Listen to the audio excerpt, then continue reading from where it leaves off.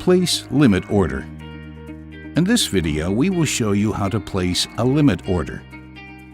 On the web page My Trading, click on Go Short if you expect the price to fall, or Go Long if you expect the price to rise. For example, we select Go Long. In the deal ticket shown, select the tab Limit Order. In the field order level, you will now be able to specify the limit entry price. For example, we have chosen 10,600. Next, specify the quantity. In this example, we have chosen 5.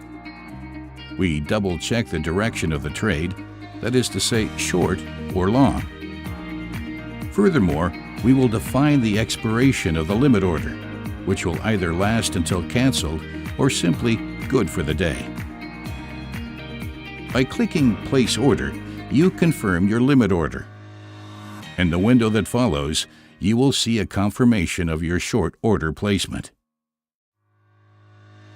Benefit from our renowned trading experts. Next Markets. Smarter investing.